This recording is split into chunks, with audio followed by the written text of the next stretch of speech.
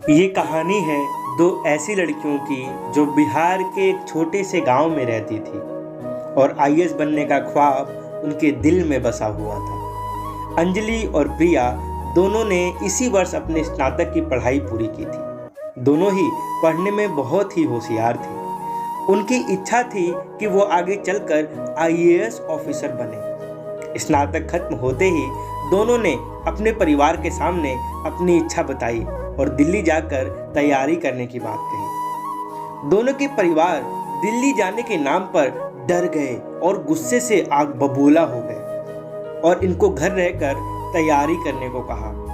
अंजलि और प्रिया के जिद करने पर लड़कियों की मां ने इनको समझाने की कोशिश की और दिल्ली में महिलाओं के खिलाफ हो रहे अपराधों के बारे में बताया।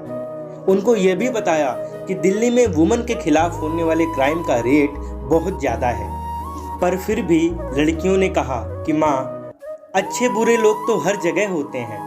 माँ ने कहा, होते तो हैं, पर अन्य जगह अगर भीड़ में किसी के साथ कोई व्यक्ति गलत करने की सोचता है तो पूरी भीड़ एकजुट होकर क्राइम को रोक लेती है। पर जहाँ तुम जाने की बात कर रही हो वो दिल्ली है। अब तुम साक्षी को ही देख लो, सरेआम उसे चाकुओं से गोद दिया गया, लोग आते जाते रहे। ये सब देखकर भी वहाँ के लोगों का कलेजा नहीं पसीजा और लड़की को भरे बाजार मौत के घाट उतार दिया गया। इन सब के बावजूद लड़कियों ने जिद पकड़ ली कि उनको दिल्ली जाकर आईएएस की तैयारी करनी ही है। हार मानकर उनके परिवार वालों ने उनको जाने के लिए आज्ञा दे दी और जिस दिन उनकी ट्रेन थी, माँ ने उनके लिए पराठे बनाकर पैक कर दिए थे और आंसू भरे आंखों से उनको देखकर बोली, अपना ख्याल रखना और सुरक्षित रहना। किसी अनजान से ज़्यादा बातचीत मत करना और फ़ोन करती रहना। माँ ने अपने आप को संभालते हुए फिर कहा, अब तो वीडियो कॉल का ज़माना आ गया है, जब जब याद आए कॉल कर लेना। बेटियों ने माँ के पैर छुए और माँ को ढांढस देते हुए बोली, माँ आप चिंता मत करो, मैं आपको रोज़ फ़ोन करूँगी। ये कहकर बेटियाँ निकल पड़ी। लड़कियों का छोटा भाई और उनके पिताजी उनको स्टेशन तक छोड़ने गए।